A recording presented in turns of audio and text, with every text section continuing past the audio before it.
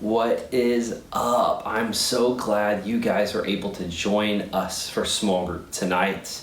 My name is Kyle. I'm the pastor at Lago Mar Church, and it is good for you guys to be in these groups, and I'm grateful for that. I want to just give you guys a short, quick word about Ephesians 2. It's one of my favorite passages in the entire Bible. I love the way Paul just explains the gospel so simply. And one of the values that we have as a church is that we want to be the best neighbors on the block. We want to love the people around us with this relentless love, the way God has loved us, and kind of share grace to those that are around us. And in order for us to do that, we need to understand and to remember and to embody the gospel. And so I want to help you guys kind of simply think about what the gospel is and what the gospel isn't.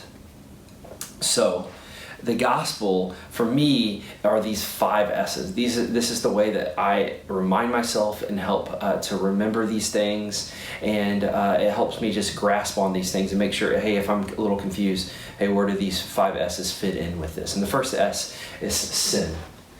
Sin is anytime that we choose to do what we want over what God wants us to do. And we see this happening all over our lives and all over the lives of those that are around us. Sin is all over the place. And the more that I walk towards Jesus, the more I see these other things that, I didn't even realize that.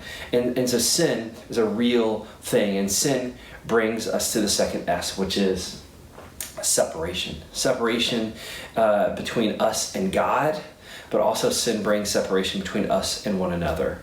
You know this if you have anyone else in your house that you've been living with through a pandemic. You understand how sin leads to separation, how the things that you do or someone else does that is against you can make you be pushed away from them. And that same thing happens between us and God. And because of that separation, we have to do something. Something has to be done. A sacrifice has to be made. And for a lot of us, we try to make these sacrifices ourselves. Hey, I'll stop doing this, or I'll try to be like this. And what you have found out, and what we all know to be true, is these sacrifices, although they have good intentions, they're never enough. They never completely bridge the gap of separation. And so what had to be done was Jesus, fully God, fully man, leaves heaven, comes to earth, lives a perfect life, and dies a perfect death to be the sacrifice in our place. It's this beautiful picture of the love of God coming and literally laying himself down for us. And he was the perfect sacrifice to wipe away all of our sin in our past, present, and even in our future. So sin leads to separation. That separation demands a sacrifice. And that sacrifice was Jesus. And so our response to that is the 4th S. Our response is to surrender. To surrender our life to this God who loves us deeply. To lay down all the things that we have that we're trying to hide, and lay them down at the foot of Jesus. And not trying to live our lives on our own accord, but saying, hey, whatever you want, I will give my life for that. And then when we surrender our life to God, this is this beautiful thing that happens.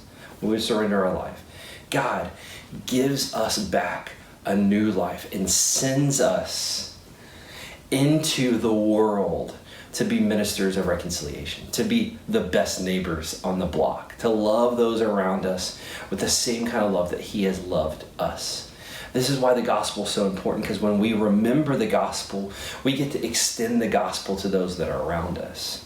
At the end of that passage, verse 10, he says that we are God's masterpiece, created for good works, that we should walk in them.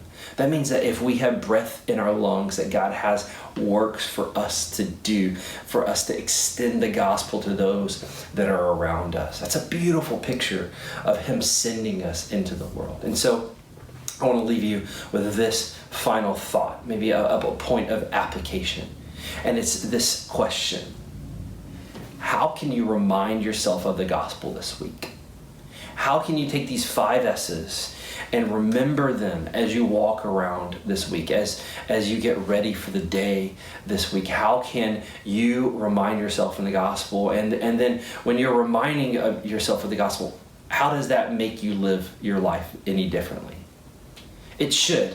It should make us, it should help us remember where we stand before God, not separated anymore, but we are now sons and daughters of the King. It's so good. It's so good. Such a good word. I am so grateful that you guys joined us here tonight. I love you, and I can't wait to see your faces again. Bye.